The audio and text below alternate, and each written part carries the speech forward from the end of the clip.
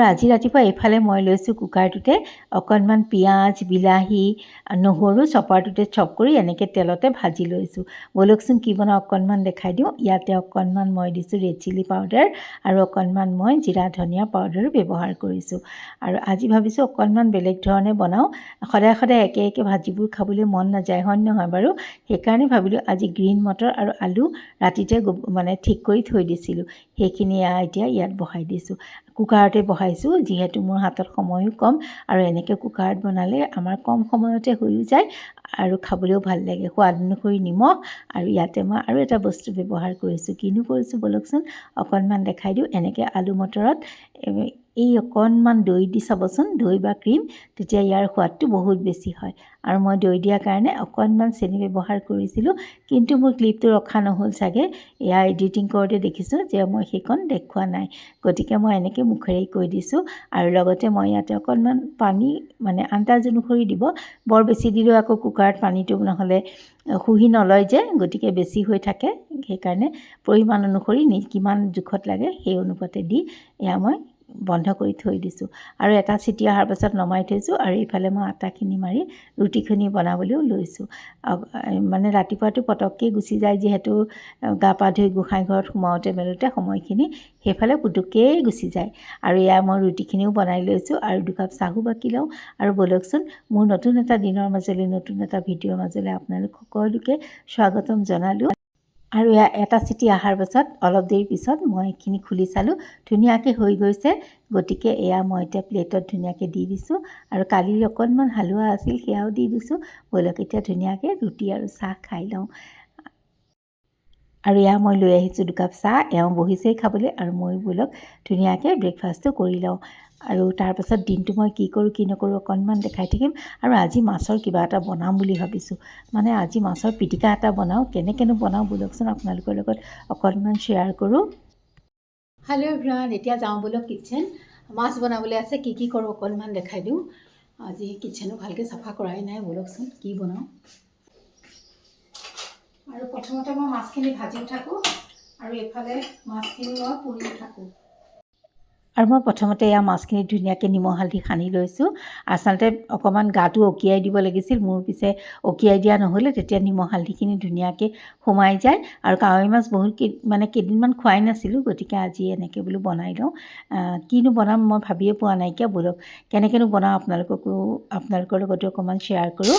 সকলোৱে জানে, তথাপিতো মই মাছ পুৰিম বুলি কৈছিলোঁ যে এইফালে প্ৰথমতে ভাবিলোঁ নহয়, আলুখিনি বইল কৰি লওঁ, মাছৰ আঞ্জাখনৰ যা যোগাৰখিনি কৰি লওঁ। সেইফালে মই আলু বইল দিছোঁ, তাতে অকণমান নিমখো দি দিছোঁ দেই, নহ'লে আৰু আলুখিনি সোৱাদ নোহোৱা হৈ যাব যে।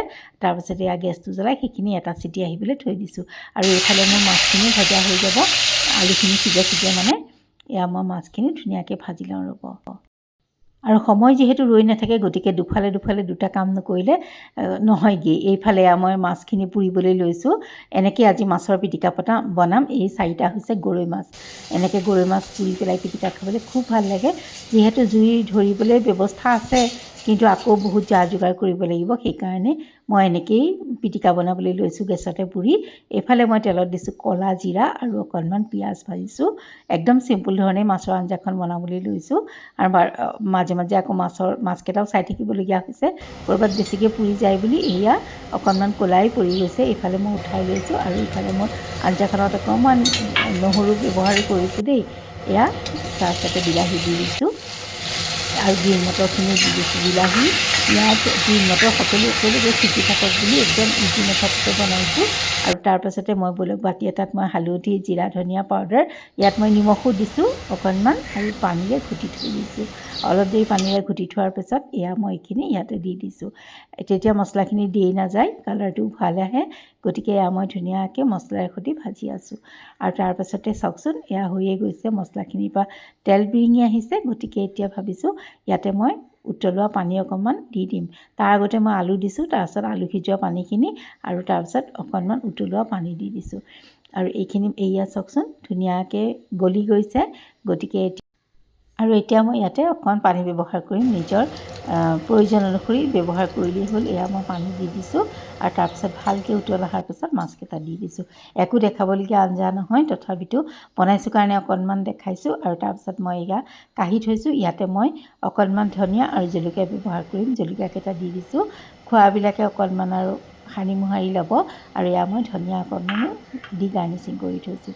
খাবলৈ কিন্তু বিৰাটেই ভাল হৈছিলে, একদম চিম্পুল, কিন্তু কাৱৈ মাছ বহুত দিন খোৱাও নাছিলোঁ যে, সেইকাৰণে ভাল লাগিলে।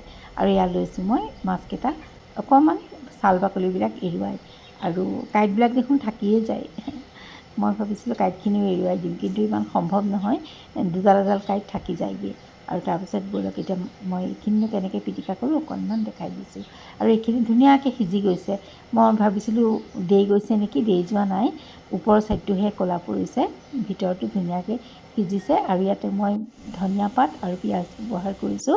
জলকীয়া ইচ্ছা কৰিলে কৰিব পাৰে, মই দিয়া নাইকিয়া। নিমখ আৰু মিঠাতেল, কেঁচা মিঠাতেলৰ গোন্ধটোৱে এই মাছৰ পিটিকাটোৰ সোৱাদ দুগুণে চৰাই দিয়ে। আপোনালোকেতো সকলোৱে জানেই, তথাপিতো মই আজি বনাইছোঁ কাৰণে অকণমান দেখাইছোঁ। ভাবিছোঁ ভিডিঅ'টো চাই মৰম দিব। আৰু দেখাবলগীয়া ইমান বিশেষো নহয় আজিৰ ভাত সাজ, তথাপিতো ভিডিঅ' সদায়তো স্পেচিয়েল কৰিব নোৱাৰি, গতিকে এনেকৈ অকণমান দেখাইছোঁ। আৰু এয়া ভাত খাবলৈও লৈছোঁ। খাবলৈ কিন্তু টেষ্টি হৈছিলে।